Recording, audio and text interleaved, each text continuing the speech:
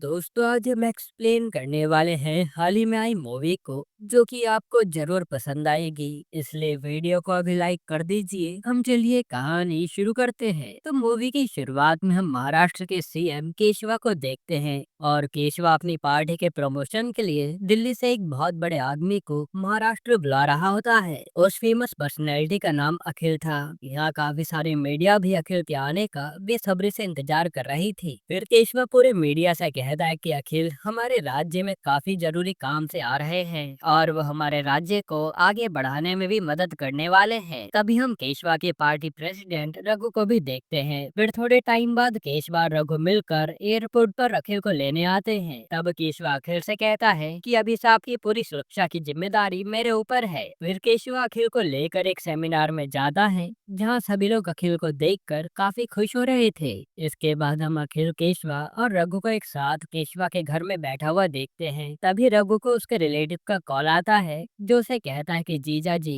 मुझे अखिल सर से मिलना है। मैं अखिल सर के साथ मिलकर एक बहुत बड़ी डील करना चाहता हूँ। अब रघु चाहकर भी अपने रिश्तेदार की बात नहीं टाल सकता था, इसलिए वो अखिल को अपने फार्म हाउस पर चलने को कहता है। मगर केशवा ये कहकर मना कर देता है कि अखिल की पूरी जिम्मेदारी मेरे ऊपर है और मैं उसकी जान को खतरे में नहीं डाल सकता, क्योंकि अखिल को कुछ भी हुआ तो केशवा की सीएम की पोस्ट भी जा सकती है। लेकिन रघु के काफी जिद करने पर अखिल मान जाता है। पर अखिल के जाने से पहले केशवा इंस्पेक्टर मीनाक्षी को भी अखिल की सुरक्षा के लिए उनके साथ भेजता है। जिसके बाद रात के समय रघु अपने हाथों से अखिल को खाना बनाकर खिला रहा होता है। साथ ही मीनाक्षी अपने ऑफिसर के साथ फार्म हाउस के चारों तरफ नजर रख रही थी। फिर जब रघु अपने कान में हेडफोन्स डालकर खाना बना रहा होता है, उसी समय काफी सारे गुंडे अखिल पर हमला कर देते हैं और अखिल की जान खतरे में देखकर मीनाक्षी उसे बचाने की कोशिश करती है। मगर काफी कोशिश करने के बाद भी वो गुंडे अखिल को किडनैप करके अपने साथ ले जा लेते हैं और मीनाक्षी चाहकर भी अखिल को बचा नहीं पाती। फिर अगले दिन अखिल के किडनैप होने की खबर जैसे ही केशवा को पता चलती है तो वो रघु पर काफी ज्यादा भड़क जाता है, क्योंकि सिर्फ रघु की वजह से ही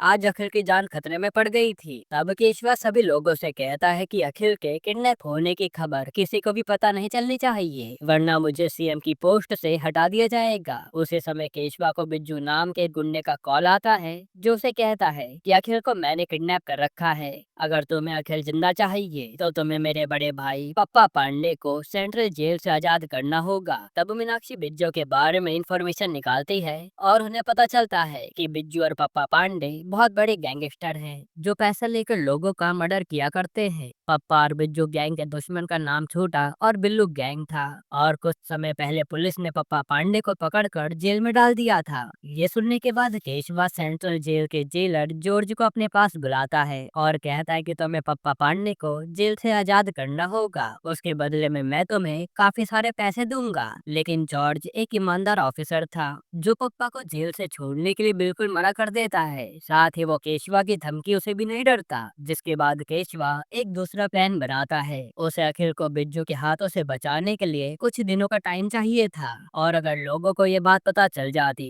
तो लोग काफी भड़क जाते। इसलिए केशवा मीनाक्षी से कहता है कि तुम जल्दी से अखिल के जैसे दिखने वाले एक आदमी को ढूंढो। इतने में टीवी पर न्यूज में शिव नाम का एक ऑटो ड्राइवर दिखाया जाता है और केशवा देखता है कि ये तो शिव से थोड़ा मैच हो रहा है। तब वो अपने आदमियों को शिव को पकड़कर अपने पास लेकर आने को कहता है कि अब हम कुछ दिनों तक इसे ही अखिल बनाकर रखेंगे। इससे केशवा की एक प्रॉब्लम तो सॉल्व हो जाती है, पर अभी भी केशवा को कैसे भी करके अखिल को बिज्जू के हाथों से बचाना था। इसी वजह से वो कमिश्नर से पूछता है कि क्या तुम्हारे पास कोई एक ऐसा ऑफिसर नहीं है जो बिज्जू को मार कर अखिल को वापस ले आए। तब कमिश्नर उसे इंस्पेक्टर राजू के बारे में बताता है कि राजू बहुत जाबाज और ईमानदार ऑफिसर है, वो चाहे तो अखिल को वापस ला सकता है। फिर वो बताता है कि एक बार कमिश्नर ने राजू को एक खतरनाक गुंडे को पकड़ने का काम दिया था। तब राजू ने अपनी जान को जोखिम में डालकर उस गुंडे की पूरी गैंग को खत्म कर दिया था। हालांकि डिपार्टमेंट में सभी लोग राजू की ईमानदारी से जलने लगे थे,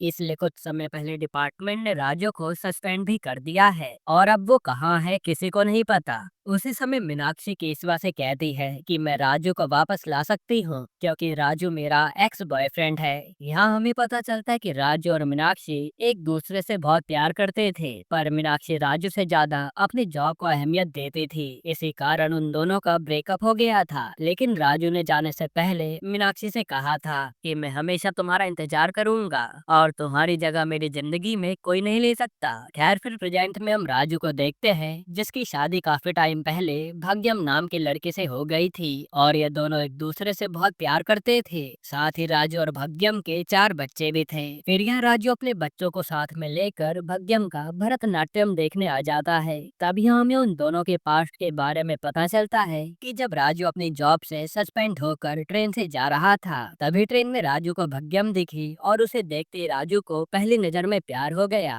तब भाग्यम को भी राजू पसंद आया और फिर इन दोनों ने शादी करने का फैसला कर लिया। इसके बाद राजू ने भाग्यम के पापा से जाकर कहा कि मेरा इस दुनिया में कोई नहीं है और मैं आपसे वादा करता हूँ कि मैं भाग्यम का जिंदगी भर ध्यान रखूंगा। ये सुनने के बाद भाग्यम के पापा भी उन दोनों की शादी के लिए मान गए और शादी के बाद से राजू ने भाग्यम के परिवार के साथ ही रहना शुरू कर दिया। जिसके बाद प्रेजेंट में भाग्यम भरतनाट्यम कर रही होती है। फिर डांस खत्म होते ही भाग्यम इमोशनल होकर कहती है कि आज मेरे डांस का सपना मेरे पति ने पूरा किया है और भगवान ऐसा पति सबको दे। मगर भाग्यम के पिता ये सुनकर दुखी हो जाते हैं क्योंकि भाग्यम के डांस का सारा खर्चा उन्होंने ही दिया था और पूरा क्रेडिट सिर्फ राजू को मिल रहा था। इसके बाद वो फैसला करते हैं कि आज के बाद वो भाग्यम और राजू को एक साथ कमरे में सोने नहीं देंगे क्योंकि राजू ने 6 साल में 4 बच्चे कर लिए थे और इन सबका खर्चा भी इन्हीं को देखना पड़ता था। फिर रात के समय राजू भाग्यम के साथ कमरे में जाने के लिए तड़प रहा होता है, लेकिन भाग्यम के पिता ने अपनी नजर पूरी राजू पर बनाए रखी थी। साथ ही उनके घर के बाकी दामाद राजू को चिढ़ाते हुए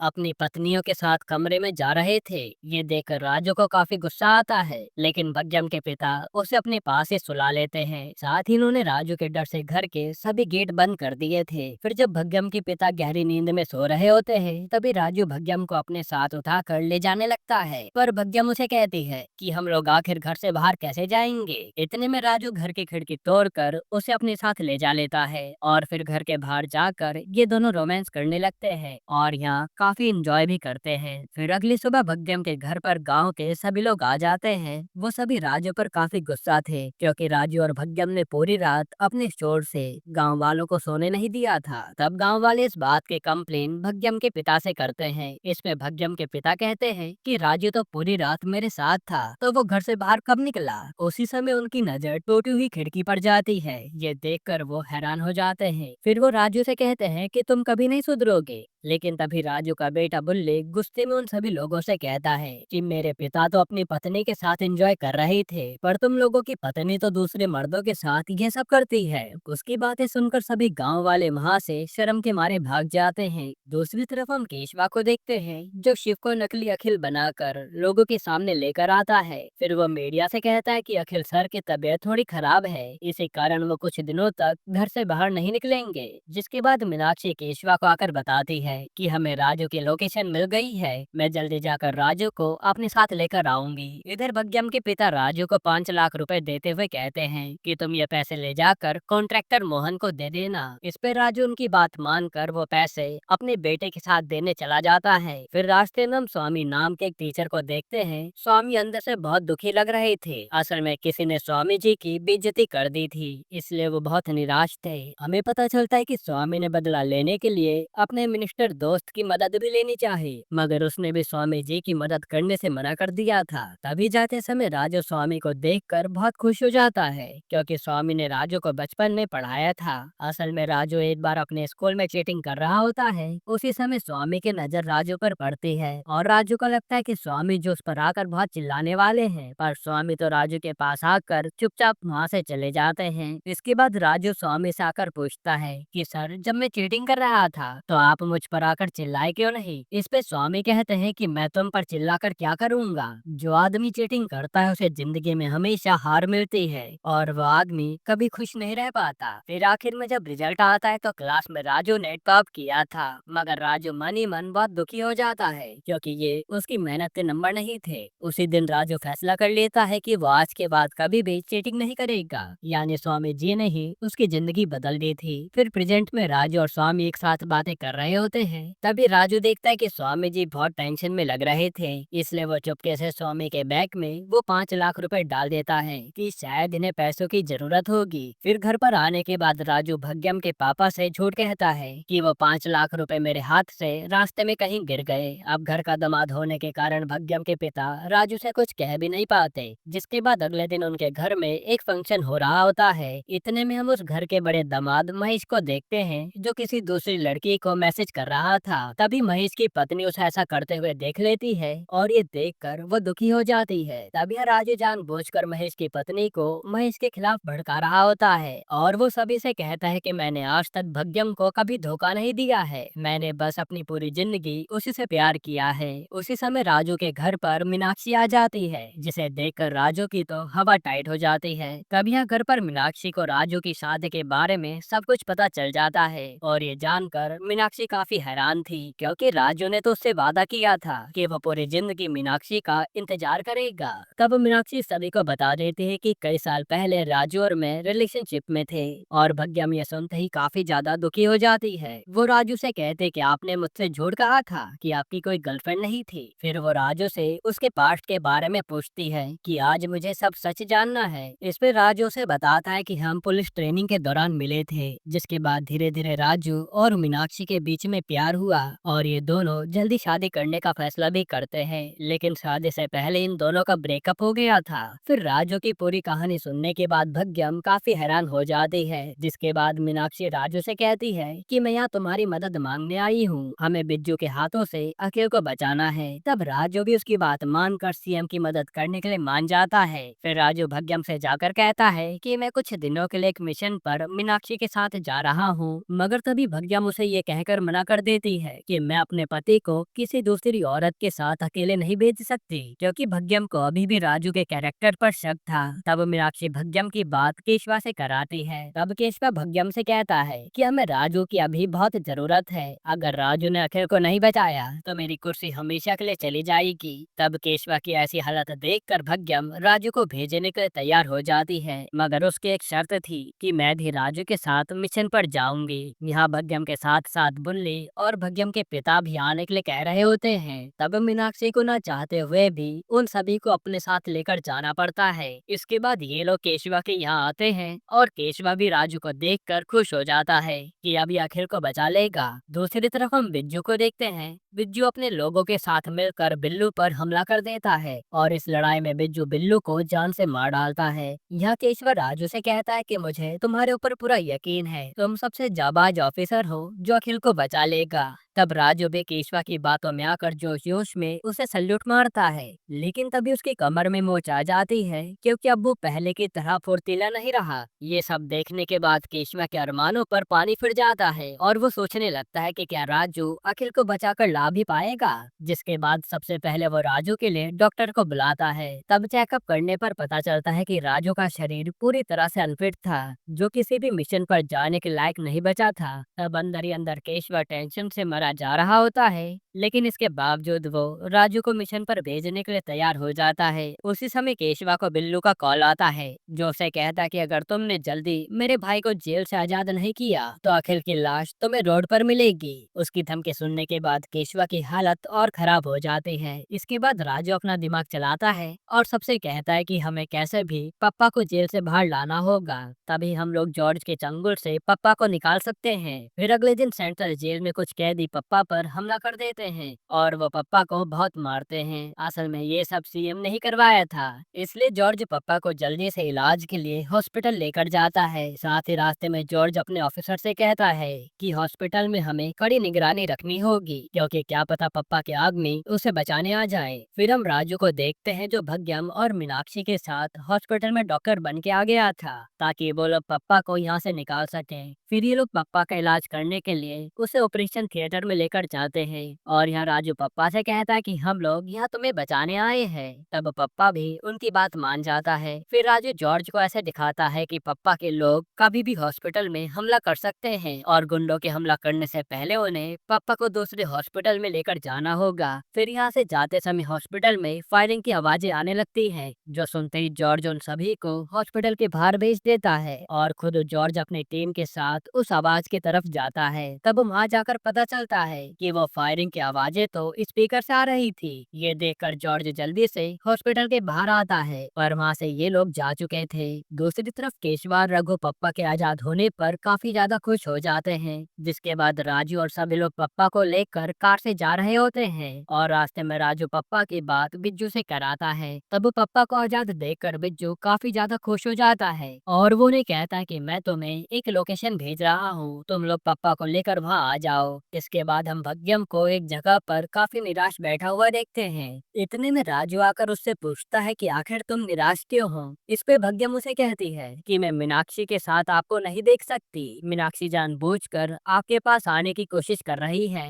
तब राजू भग्यम को खुश करने के लिए उसके सामने मीनाक्षी की बुराई करने लगता है, पर पीछे से मीनाक्षी उसकी सारी बातें सुन रही थी और यहाँ फिर राजू मीनाक्षी को भी मनाने लगता है। फिर थोड़ी देर बाद भग्यम सबके लिए खाना बना कर लाती है, साथ ही वो पप्पा को भी खाना खाने के लिए देती है, मगर पप्पा तब वो खाना खाने से मना कर रहा था। तब भग्यम जबरदस्ती उसको खाना खाने के लिए कहती है। इसी बीच गलती से पप्पा को धक्का लगता है और वे बड़े से पहाड़ से नीचे रोड पर गिर जाता है। इतनी ऊंचाई से गिरने पर पप्पा की हालत खराब हो जाती है। तभी एक बस तेजी से आकर पप्पा को उड़ा देती है और इस एक्सीडेंट में उसकी मौत हो जाती है। अब वो पप्पा को मरा हुआ देखकर सबके पैरों तले जमीन खिसक जाती है और मीनाक्षी और राजू भी इस बात को लेकर भग्यम पर गुस्सा कर रहे थे। उन्हें इस बात का डर था कि अगर ये बात बिज्जू को पता चली तो वो अखिल को मार देगा। जिसके बाद वो लोग ये बात केशव को बताते हैं और ये जानकर उसके भी होश उड़ जाते हैं। फिर केशव उन्हें कहता है कि तुम लोग उसकी बॉडी लेकर यहाँ से चले जाओ, क्योंकि जॉर्ज तुम्हारा पीछा करते हुए वहीं आ रहा है। ये सुनते ही वो लोग पप्पा की लाश लेकर दूसरी गाड़ी से चले जाते हैं। फिर कुछ देर बाद जॉर्ज को रास्ते पर उनकी वैन मिलती है, मगर जॉर्ज के आने से पहले तो वो सब लोग चले गए थे।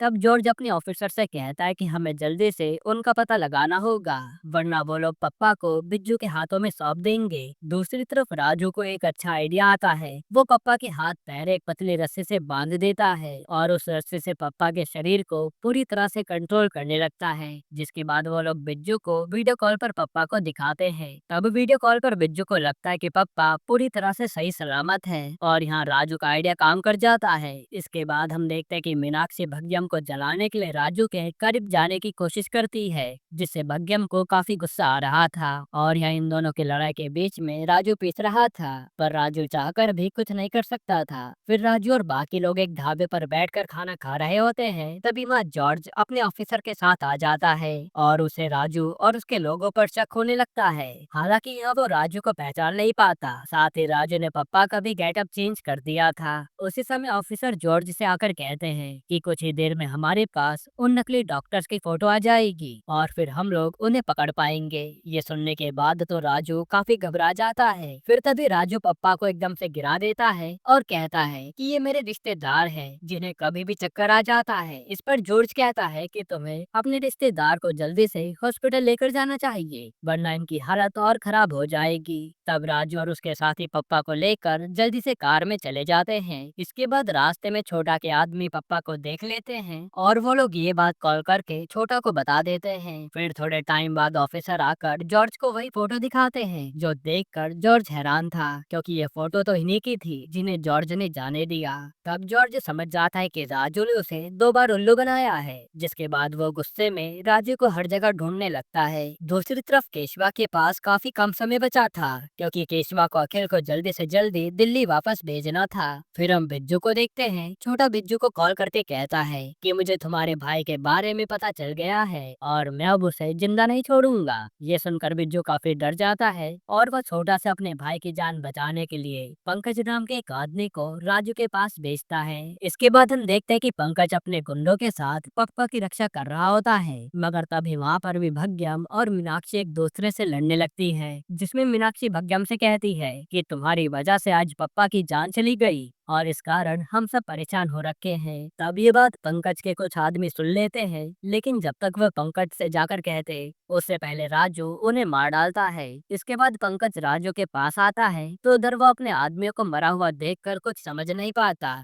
तब बचने के लिए राजू पंकज से कहता है कि तुम्हारे आदमियों को छोटा के लोगों ने मारा है। और उतनी ही देर में सच में छोटा के आदमी पंकज पर हमला कर देते हैं और इस लड़ाई में पंकज और छोटा दोनों ही लड़ते लड़ते मारे जाते हैं। फिर कुछ समय बाद बिज्जू भी राजू के पास पहुंच जाता है, जो वहाँ अपने भाई को मरा हुआ देखकर काफी गुस्से में आ जाता है। तब राजू बिज्जू से कहता है कि तुम्हारे भाई को छोटा ने मारा था और पापा ने मरते मरते कहा भी था कि तुम अखिल को सही सलामत छोड़ देना। तब बिज्जू अपने भाई की आखिरी ख्वाहिश पूरी करने के लिए अखिल को राजू के हवाले कर देता है, पर इतने में जॉर्ज आकर बिज्जू से कहता है कि तुम्हारे भाई को किसी और ने नहीं बल्कि इसी राजू ने मारा है। ये सुनते बिज्जू राजू को जान से मारने वाला होता है, लेकिन राजू अपने दिमाग का इस्तेमाल करते हुए बिज्जू से कहता है कि जॉर्ज सर, आपने क्या प्लान बनाया है? आप बिज्जू को भी अपनी बातों में बहलाकर उसे भी भगवान के पास पहुंचाना चाहते हो ना? इस पे जॉर्ज बिज्जू से कहता है कि राजू तुमसे झूठ कह रहा है। तब बिज्जू सोच में पड़ जाता है कि आखिर उसे किसकी बात माननी चाहिए। अभी छोटा एकदम खड़ा होकर बिल्लू का गला पकड़ लेता है और दोनों के बीच में लड़ाई होने लगती है।